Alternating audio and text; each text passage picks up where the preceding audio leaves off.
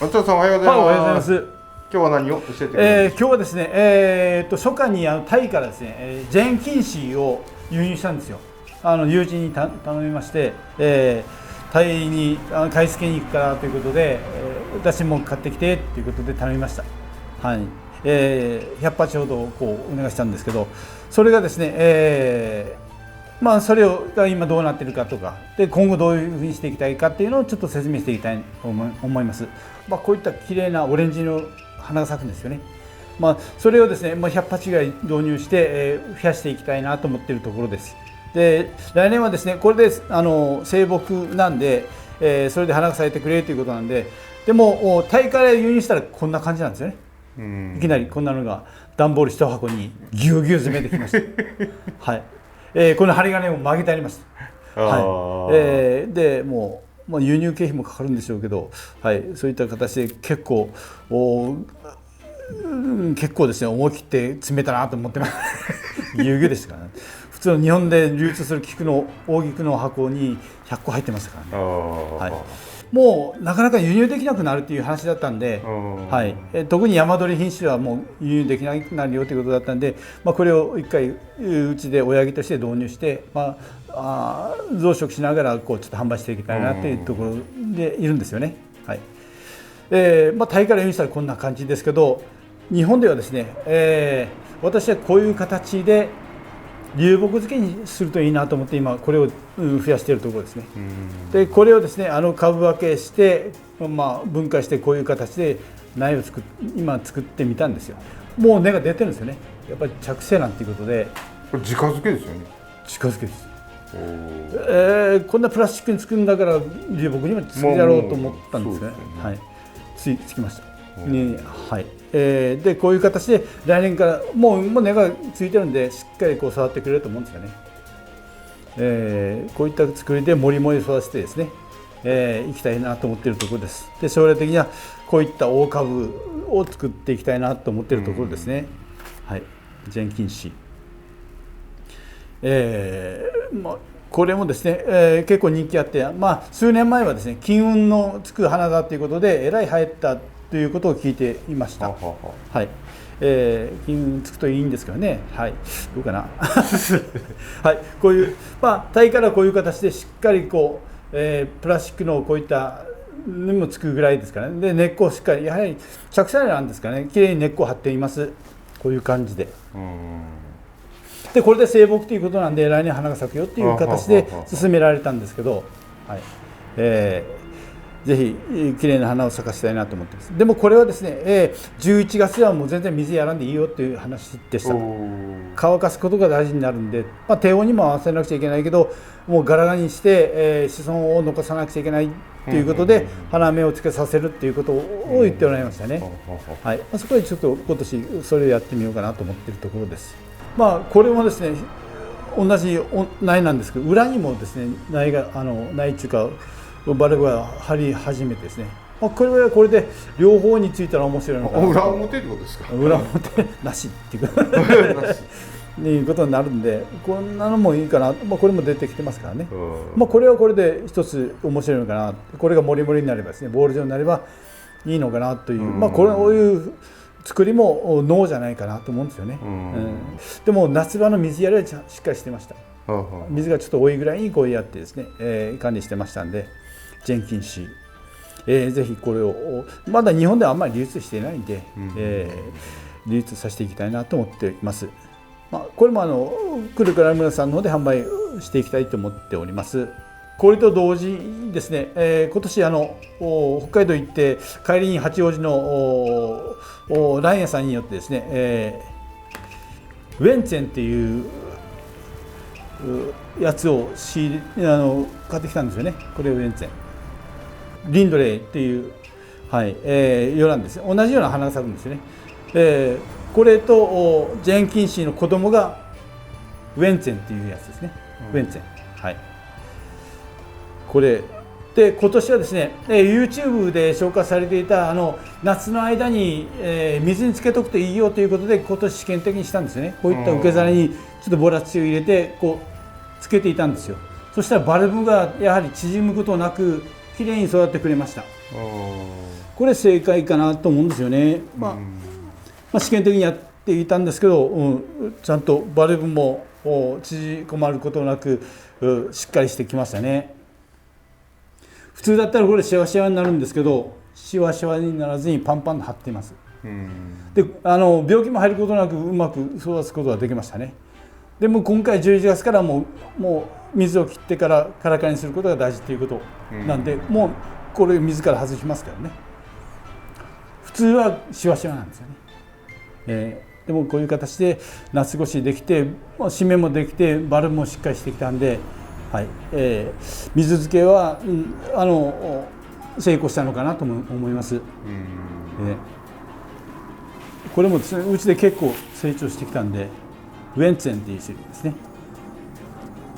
なかなか花が手に入らないんで、一応この前八王子の松本遊覧店さんで買わせてもらったんですけどね。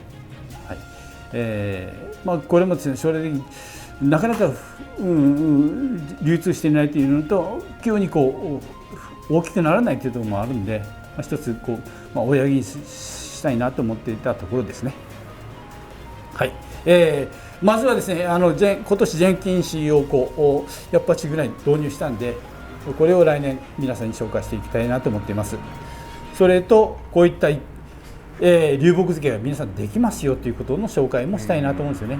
これもいつでした、8月ぐらいにくっつけたんですよね。でもうこの単純に2つ穴開けてアルミ線でただ裸のまんまつけただけです。それで根がもう活着してくれました。でこれもですね、流木面白いのが結構あるんで、これに合うのかなと思うんですよね。でそんな極端に大きくならないんで、室内インテリアでもいいし、ベランダ園芸でもちょうどいいのかなと思うんですよね。でもその代わり、最低温度が5度ぐらいは必要だということですよね。凍らせたらダメですからね。冬は室内で管理、それと11月には乾かすということが大事と、やはりデンドロビウムですから低温に合わせなくちゃいけないということです。10度以下に2週間以上は当てた方がいいよということですので、そこには注意してみてください。でもこんなのはちょっと面白いんで、流木も面白いし、2、3年経ったら結構面白い株になるのかなと思うんですよね。ぜひ、来年の仕上がった状態をぜひ見てもらいたいなと思っています。可愛いですよね。可愛いんですよ。もう一つ一つ個性が出てですね、流木にも個性が出て、こんな流木もなかなか、これもベニタブみたいで硬木で、これも流木自体がもう造形的で面白いかなと思っているところですね。これもやはり目指しているオンリーワンの商品になるのかなと思ってるんで、世界に一つだけしかない、ジェンキンシーの流木漬けという形で、ちょっと増やしていきたいなと思っているところですね。こうなったら本当に面白いなというところです。こういうのを50個ぐらい作ったんですよね。来年が楽しみですね。この成長を見るのも面白いんで、そこへも楽しみなところです。こういったタイから輸入したやつと応用編を今作っているというところですね。とこういった子供ですね、ジェンキンシーとリンドレーの子供のウェンツェン、こういうのもあるということで、紹介したいなと思っています。なかなか手に入らないですよね。コルク漬けですか？これコルク漬けです。松本遊覧店さんがだいぶ何年も育てたんじゃないかと思うんですよね。こういうふうにきれいにさせました。もし見ておられたらありがとうございました。来春はですね、花を咲かして紹介していきたいと思っております。これもですね、クルーカラ村さんの販売所の方で、提供していきたいなと思っておりますので、よろしくお願いします。ぜひこの来年仕上がった株をですね、仕上げたいと思っています。きれいにですね。これだけ根がもう活着してくれば、面白くなるかなと思っています。来年がですね。一つ一つ違うんで、私自身もちょっと楽しみかなというところです。成長がですね。そういうところです。ジェンキンシーでした。どうもありがとうございました。ありがとうございました。あれ大阪から来た人っていう、車で来られたんですか？いやいや、飛行機で来られて、飛行機で来て、松田さんに会うために見たいですよ。いや、どうしました？まあいろいろあったんですよね。高千穂峡も見たいっていうことで、松田さんついでですか？いやいや、松田さんなんか最初会った時は、私をぜひYouTube で店を見てみたいということで来られましたんで、ついでに高千穂峡で、この前はですね、お土産までいただいて送ってもらったんですよね。花を買ってもらって、はい、お土産まで土産までありがとうございました。はい、美味しくいただいてました。はい。でも結構 YouTube すごいですよね。いろんなとこから来ていただいてですね、まあ福岡とか佐賀とか鹿児島とか来ていただいてありがとうございます。いや、意外と大阪の方見られてる方多いですよ。ですよね。発想も結構してますもんね。そうですね。私の同級生のホテル寿司屋さんにもちょっと行っていただいてですね、はい、食べていただきました。ありがとうございました。ホテルさんも美味しいですよね。ですよね。はい。そういうところです。まあ将来的にはですね、宮崎にも来てもらって美味しいものを食べてもらって、きれいな高千穂峡とか見ていただいて、そういった人たちが増えるといいなと思ってですね、町おこしもしながらしですね、そういうことも、はい、ぜひ、皆さん遊びに来てください。ガーデンデンドロつけたじゃないですか。トロントロンドー。はいはいはい。これで紐でくくりつければですね、きれいにつくと思います。はい、こういう感じで二重にして結んであげます。これであとは自然の力で自分たちが根っこを出してくれるという形ですね。まあ、キツがある程度結んでおいても自然にこう根がついてくると思いますんで。もう来春ぐらい咲くんですか？それも楽しみですよね。でもいろいろですね、まあ、試験的に1年間過ごしましたけど、まあいろいろ勉強するところがありまして、苔玉をですねそのままつけたっていうこともあるけど、まああれじゃなかった方が良かったりしてですね、で、ヤシもつけたんですけど、乾燥しすぎてちょっと成長が遅れたとかそういうのもあるんで、まだまだちょっと次しなくちゃいけないことがいっぱいあるのかなと思っています。まあ少しは咲きますけど、まあ来春はもっとたくさんつけていきたいと思っています。はい。で、また紹介しますけど、デンドロビウムもですね、苔玉ごと板につけるとか流木つけるという前はやってましたけど、もう今度はいきなりですね、3分の2ぐらいバチッと苔玉をカットして今つけるという方をやってるんですね。で、いろいろ勉強しているので、外国の方でもう裸にして根っこを全部切って金くっつけてるという動画なんかもあるんで、まあ、それも試験的にっていうか、多分それでいけるのかなと思うんですよね。それで、まあ、今年バルブが仕上がったやつもあるんで、また動画で紹介したいと思います。もうそんな切っていいのというぐらいにちょっと切って、やるのがありますんで、まあ、そこへもお見せしていきたいなと思っています。ガーデンデンドロビウムの苔玉の流木漬けとか板漬け、特に板漬け今もう何百個か作ってますんで、まあ、それがですね仕上がったらきれいになるかなと思っていますんで、それも紹介していきたいと思います。そのがっつり切って、その植物にストレスを与えると、ガッと成長するとか何かあるんですか？やっぱ成長期ですね。もともと着生なんですからね。まあ木に自然なで、古い根っこは木につかないみたいですから、新しく出た根っこが木にくっついていくということなんで、それである程度バルブが仕上がってたらバルブの力でも成長していくんでしょうからね。で、今年はですね、特にバルブがある程度仕上がっている株があるんで、それも思いっきり切って、特に今から乾燥させなくちゃいけない時期になるんで、ちょうどいい期待になるんじゃないかと思うんですよ。乾燥させながらで、来春は自分の根っこで成長してくれる、でもうバルブの力で花が咲いてくれるというような形にしたいなと思ってるんですよね。で、将来的に苔玉の丸みがあんまり目立たなくすることによって自然な感じにこう板につくとか流木につくという形になるかなと思うんですよね。そこへも今ちょっと挑戦してます。すいません、コロコロ変わらない作り方がですね、いかがかっていう方もおられます。日々成長してると思って進化してるんですよ。進化してると思ってですね、進化させていきたいと思う。まあ徐々にですね新しいことを求めていますんで、というか新しいことをちょっとやっているんで、はい、どれが正解かっていうのは、少しずつこう本当に成長していると思ってください。温かい目で見てください。さあ松浦さん、また手紙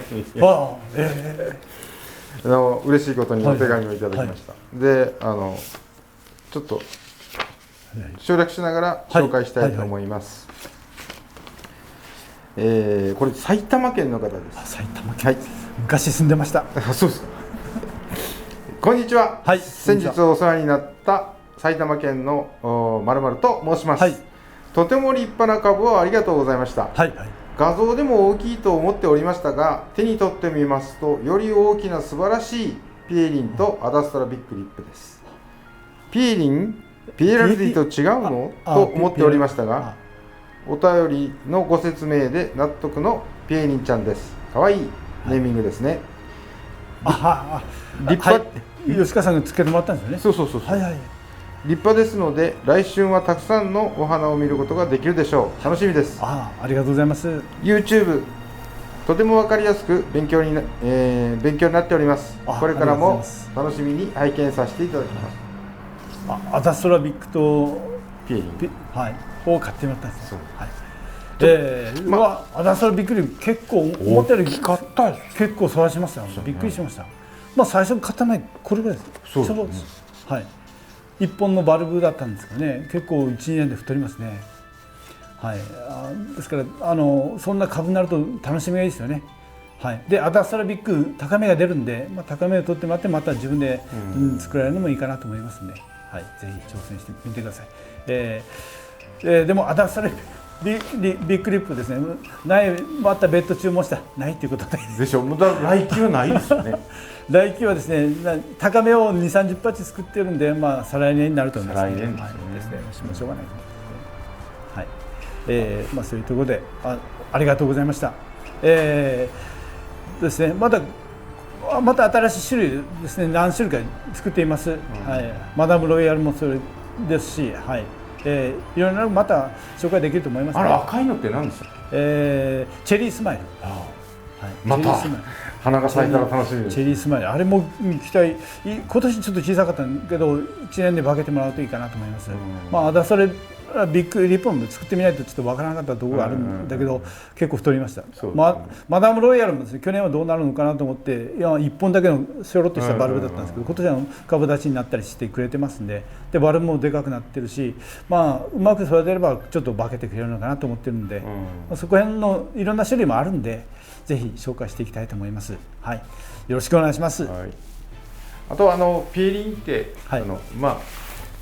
ピエラルディって言ってたのが、フィルムに名前が変わってるので、ピエラルディの名前残そうと思って、あれ松田さんが作ったやつ、育てたやつが、すいません、むちゃくちゃ大きくなってるんですね。いい名前つけてだからもう一人の方もすごく大きくてびっくりしました。